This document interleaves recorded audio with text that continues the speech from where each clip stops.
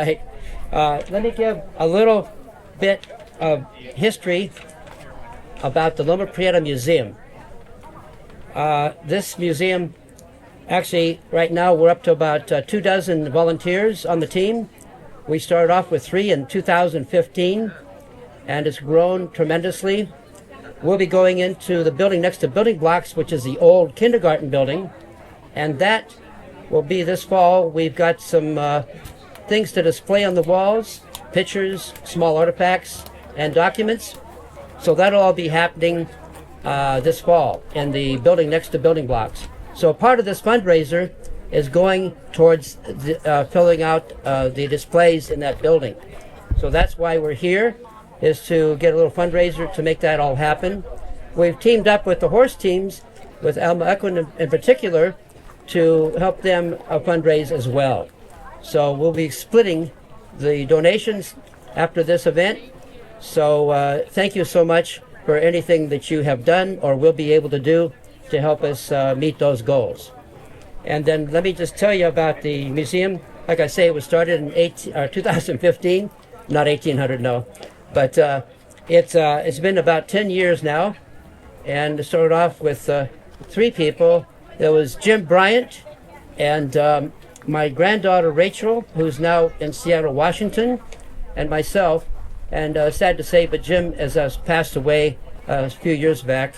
He wasn't that old either, but he was part of the rap family of the mountain. Okay, so let me just tell you a little bit about our family and the museum as well, as I go through what the museum... What? Yes, sir. Okay, a little closer? Yeah, okay, sorry. Let me try this other mic. Is this other mic on? Oh, that's it. Yeah, didn't turn on.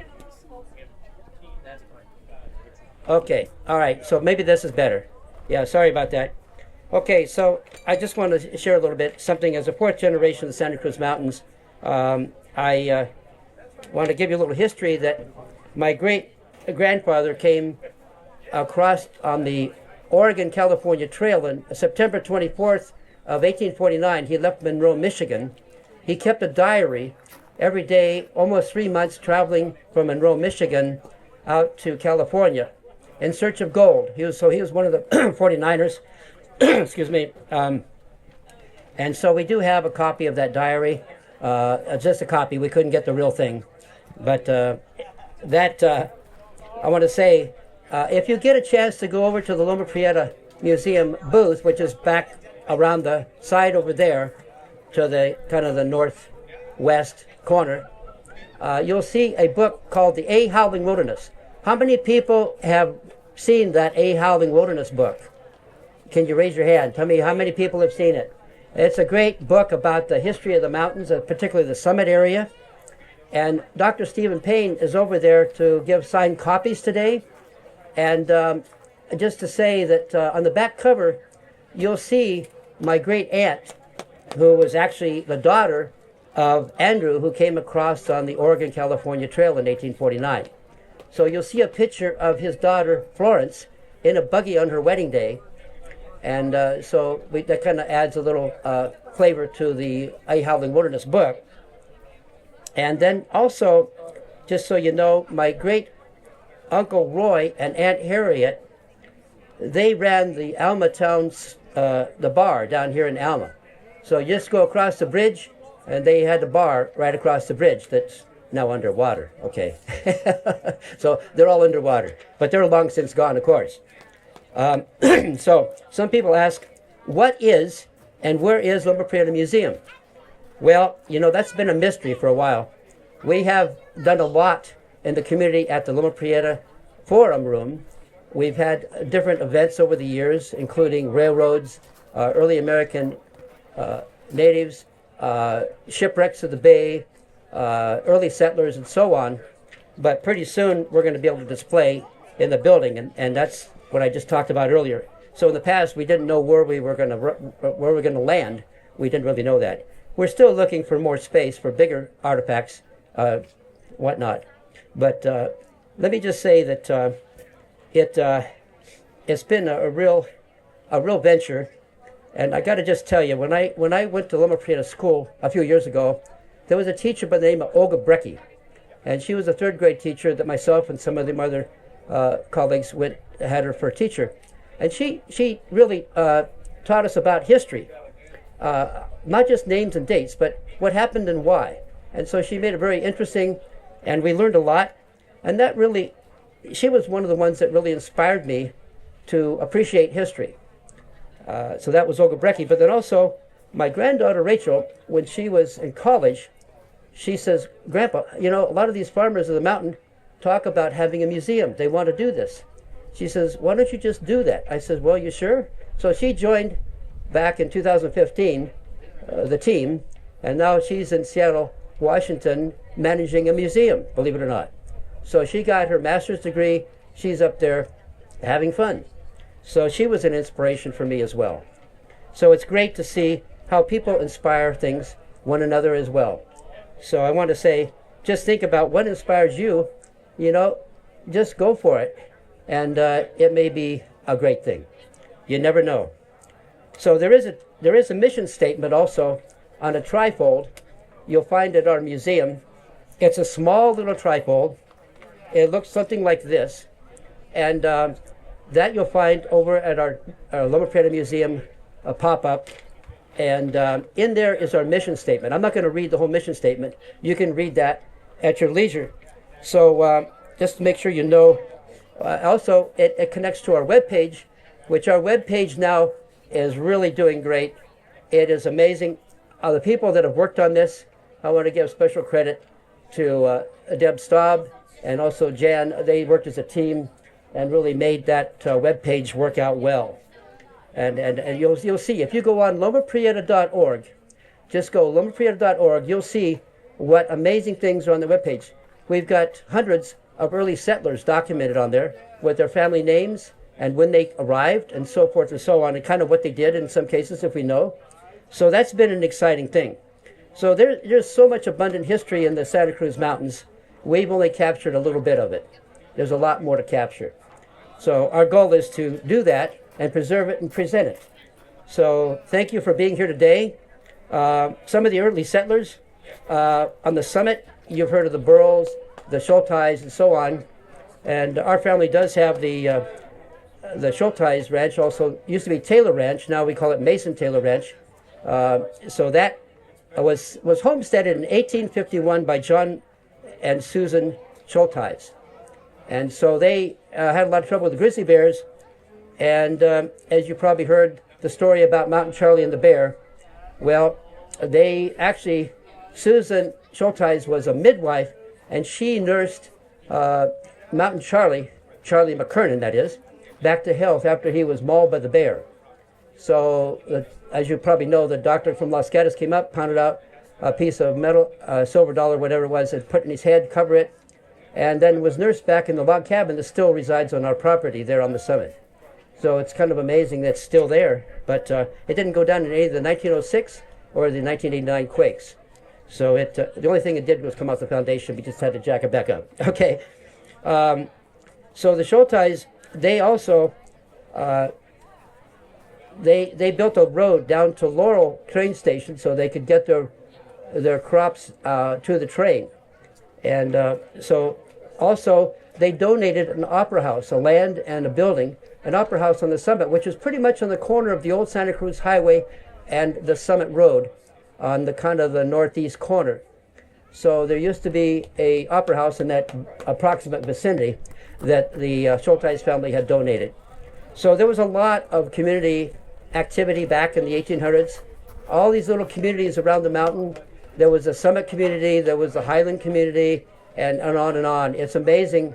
They just kind of stayed in their own little communities because it took too long by wagon to get from one mountaintop to the other. So we've got those on a map and some of the old maps. It's amazing to look at the families and where they had settled. Also, we have the railroad tunnels through the Santa Cruz Mountains. Many of you know about that. That the longest of those tunnels goes from Wrights to Laurel, and it's over a mile long. It was started in the 1870s, all hand dug. They would only go maybe 10 or 12 feet a day digging through the mountain. So it took them a while to dig that tunnel under the summit. And then the one from Laurel to Glenwood was almost a mile. and they hand dug that as well. So it's amazing what people did back then. Of course, they didn't have ocean, all that kind of stuff, but they did a lot of amazing things. It was from the 1870s, and the railroad did stop in 1940 when Southern Pacific was really not able to compete with the trucks on Highway 17. And so they said, hey, it costs too much to maintain these rails, and every bad winter they would have a lot of work to do. So just so you know, we did a tunnel tour. We were allowed, as a small group, Loma Prieta Museum team, to go videotape those tunnels, and we're going to have that available soon. I'm not sure how soon, but pretty soon, so people can see inside as well as outside what the tunnels look like today. Amazingly, they were, in some cases, brick lined up about 20 some feet and maybe 16 plus feet wide at least, with bricks, and it goes back in several hundred feet. I mean, it's amazing how they did that, and it's still there. Through all the earthquakes, it's still there. So also for the kids, we really look to help them understand and appreciate the history of the mountains. And that's one thing that we do up at our farm, Mason Taylor Ranch, where we have apple picking for the kids. We actually let the kids come in there and learn a little bit of history before they pick their apples. So they learn that this is where Mount Charley was nursed back to health after the great grizzly bear attack. And also they get to be out in the orchard, and they just get really excited to be out. We let them know that, okay, this is where the apples grow. They do not grow in the stores, kids. Okay, they're out here in the orchards, so they really have fun doing that. And they get to see the chickens that we have on site. And then in the spring, we get to let the chickens, the fertile eggs, go to the classrooms, and they incubate those, and the kids get to see, the chickens pop out of there. And when that happens, then they said, well, we can't keep them here, so we'll bring them back, and we raise them up as another crop of chickens. So it's great to work with schools. Like Mountain School has been one that for years have been coming up there. And so I can't talk too much more because I'm running out of time here, okay? But I just wanted to thank you very much. And by the way, there's Dr. Stephen Payne right there. Just say hi to Stephen. And thank you, Stephen, for being here today to sign your A Howling Wilderness book. Appreciate that. And for a donation of $25 or more, you get to get a copy of the book. We don't sell it and get taxes. We just get to go ahead and make a donation. Oh, thank you. Yeah, the Santa Clara County, the Harvest book, he's got there on the table as well. So don't miss that. He did that book too. So yeah, I keep forgetting about that, Stephen. You've done so much. I got to remember that. Okay. Now, I talked about the kids. We have what we call it coming up is called the History Mysteries. And the kids get to learn about some history mysteries of the mountains. And so we're going to have on September 20th at our ranch there, Mason Taylor Ranch on Summit Road, right at the old Santa Cruz Highway in Summit. We're going to have the Mountain History Day, and it's really a family-oriented thing where the kids will learn history as well as the adults. Okay, so also just let us know, go on, email us at lomaprietamuseum@gmail.com, and just let us know what history you would like to hear in the future, because we're trying to plan out next year as to what events we might have there. So please do that. Give us some feedback so we can hopefully do something that's of interest to many of the public here. We'll do that. Okay, any questions out there? It looks like it's time to eat, and then maybe get some more wine and beer and enjoy the day. And let's give a big hand to all those who have volunteered.